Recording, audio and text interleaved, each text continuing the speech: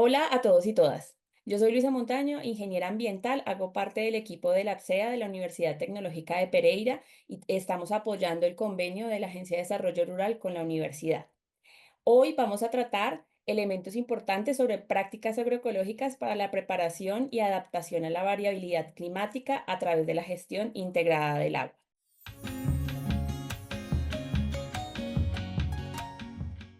Lo importante del día de hoy es retomar elementos sobre prácticas agroecológicas, el camino hacia la resiliencia climática. ¿Cuál es el objetivo? Fortalecer las capacidades que tienen los usuarios y sus familias en la implementación de prácticas agroecológicas encaminadas a la adaptación y variabilidad climática, con estrategias que promuevan precisamente el uso eficiente y sostenible del agua, y eso a su vez mejore la resiliencia de los sistemas productivos ante los desafíos climáticos. ¿Qué se va a desarrollar durante este video? Uno, elementos importantes alrededor del clima, la variabilidad y los eventos climáticos extremos. Dos, prácticas agroecológicas como estrategias de adaptación al cambio climático. Vamos a retomar elementos alrededor de la resiliencia climática en estos sistemas de producción de alimentos. Vamos a retomar estrategias para aprovechar el agua lluvia y dar algunas recomendaciones. Primero, es importante abordar los elementos alrededor del clima, la variabilidad y los eventos climáticos, porque aun cuando son similares y están asociados a cómo se desarrolla el clima en nuestro territorio, son conceptos diferentes que es importante diferenciar. Inicialmente, cuando hablamos del clima, hablamos del comportamiento promedio que tienen las condiciones de nuestra atmósfera, es decir, del cielo grande donde está el aire y donde se generan todos los eventos climáticos en un periodo prolongado de 30 años, entendiendo entonces que es allí donde se identifica cómo se comporta el clima en un territorio durante mucho tiempo. Así podemos decir que hay zonas en nuestro planeta que son cálidas, ¿cierto? Que están hacia alrededor del sistema ecuatorial o en la mitad de nuestro planeta, que reciben el impacto del sol, digamos que todo el año, cuyas condiciones del clima son muy diferentes a las zonas tropicales o las zonas más altas o bajas de nuestro planeta, donde se observan claramente eventos climáticos asociados a las estaciones, como la primavera, el verano, el otoño, que son épocas del año que están muy diferenciadas y que tienen sus particularidades.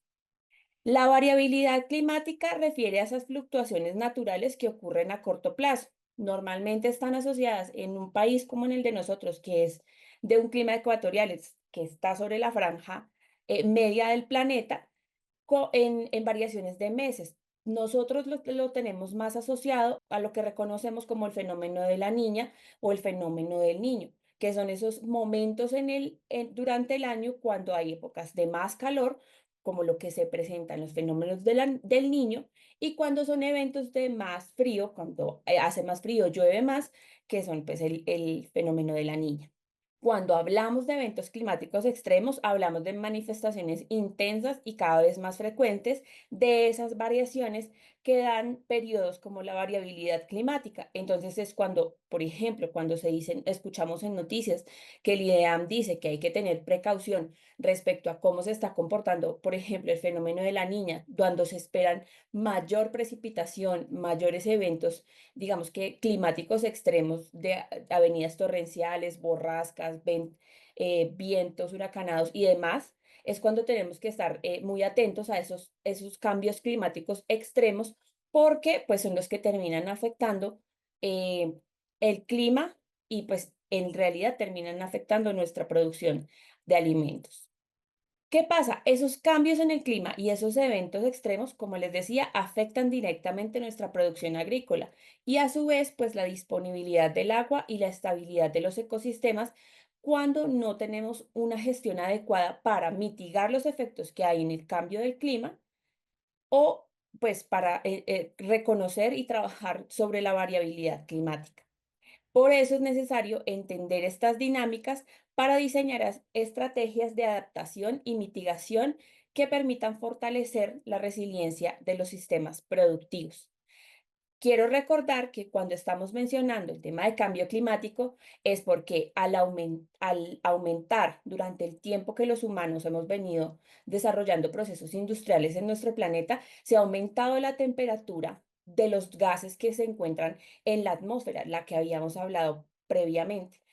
Cuando se aumentan los gases en la atmósfera, las condiciones climáticas que hay en el clima que son normales se alteran. Por lo tanto, es lo que ustedes han venido escuchando como el calentamiento global, ese tipo de fenómenos que alteran completamente las condiciones del clima y es cuando los eventos climáticos extremos se exacerban, es decir, son más fuertes y pues son los que generan este tipo de problemáticas y están también los que generan el aumento de la temperatura global, una de las preocupaciones más grandes que tienen las muchas organizaciones en el mundo precisamente porque no es tan fácil controlar el tema climático, porque de eso depende la vida.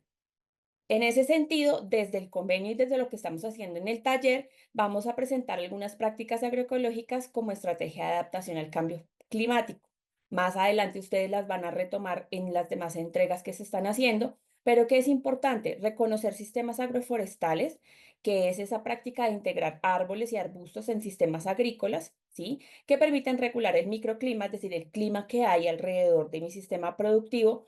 Almacena el carbono porque recordemos que los árboles son grandes capturadores de carbono, uno de los gases efecto invernadero, uno de los gases que les comentaba, suben a la atmósfera, ellos lo capturan, ¿sí? Y protegen a los cultivos contra vientos y altas temperaturas.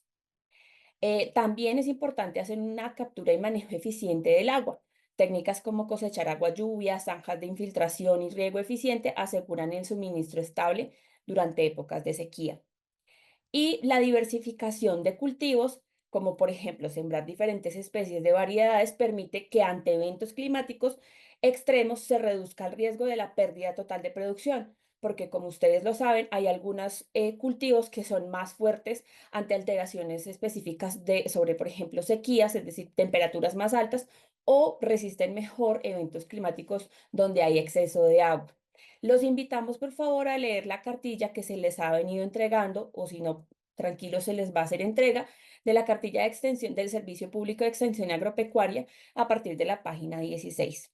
Como les mencionaba, la resiliencia climática de los sistemas productivos en la producción de alimentos busca entender la capacidad de adaptación, es decir, la habilidad que tienen esos sistemas de producción de alimentos para enfrentar estos eventos extremos climáticos. También que busca la resiliencia o generar resiliencia en ustedes los productores, en sus unidades productivas, resistencia a impactos, fortalecer procesos para soportar eventos extremos como sequías, inundaciones o tormentas, minimizando pues daños de producción. Y finalmente que tengan una capacidad de recuperación sostenible a través pues, de su capacidad de recuperarse después de que ya hayan sucedido esas perturbaciones climáticas y pues logrando mantener la productividad y asegurando la seguridad alimentaria. Durante esta entrega de su taller encontrarán estrategias para aprovechar el agua lluvia. A continuación, pues voy a mencionar a una serie de estrategias para hacer uso eficiente del agua. Primero, la cosecha de agua en techos de fincas. Otra es la captación de agua en terrenos inclinados y otra es el reservorio semitechado. De nuevo, los invitamos a que revisen la cartilla en el capítulo La cosecha de aguas, la sociedad de la sostenibilidad de nuestros agroecosistemas.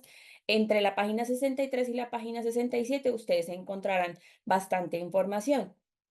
Sin embargo, aquí les recordamos, la cosecha de agua en techos de la finca busca que en techos, por ejemplo, de las casas, de sus unidades productivas o de su finca, o de galpones o de establos, son de superficies estratégicas para recolectar agua. Ustedes pueden ahí, como se muestra en la figura, instalar canaletas para recolectar agua lluvia y conducirla a un tanque de almacenamiento. Esta captación se sugiere que se haga en un techo con pendiente, es decir, que el agua pueda por gravedad caer fácilmente a través de la canaleta y logren ubicar una zona de recolección del agua que les sirva de tanque. Eso que les permite garantizar la disponibilidad cuando hay época de lluvia. Hay otros elementos que es en terrenos con pendientes, se puede instalar láminas galvanizadas, como se muestran en la figura a mano izquierda, para canalizar el agua hacia un tanque de almacenamiento y pues se elimina la necesidad de realizar excavaciones costosas. Y eso precisamente es porque a través de lo que fluye en el agua en las láminas galvanizadas y con la ayuda de la pendiente se puede ir recolectando el agua como se muestra en la figura también aquí de la derecha. Se aprovecha las pendientes, sí, hay una opción con tanque de agua sin la necesidad de preparar un reservorio tipo zanja. Ustedes pueden también tener ahí otros materiales como láminas o lonas de plástico en las que puedan conducir el agua de la manera en que mejor les favorezca. El reservorio semitechado es la construcción de un reservorio que no está completamente cubierto por un techo y consiste en la excavación de un agujero con las dimensiones deseadas que se aísle mediante una lona plástica para garantizar la retención de agua. Esto lo hacen, ustedes lo pueden hacer de manera comunitaria. Es como la imagen que se muestra aquí a su izquierda en la pantalla. Digamos que sí tiene una inversión importante, pero les puede garantizar un gran volumen de agua durante mucho tiempo. Los invitamos a que identifiquen, digamos, con su comunidad, con sus vecinos, la necesidad y pues hacer, trabajar en conjunto para poder construirlo. También se puede hacer con láminas galvanizadas, como se muestra en la imagen de la derecha, más o menos en la misma lógica que traía la anterior, utilizando y aprovechando la pendiente para que se recoja la mayor cantidad de agua y después llevarla a un tanque o una piscina tipo reservorio. Algunas recomendaciones. El agua es un elemento esencial para el desarrollo saludable de todas las plantas. Es importante tener disponible el agua porque determina pues el tamaño especialmente de la planta y su productividad. A lo largo de todo el ciclo, las plantas necesitan agua en diferentes etapas, como en la germinación en el establecimiento, porque allí se requiere para el brote y que las raíces crezcan fuertes.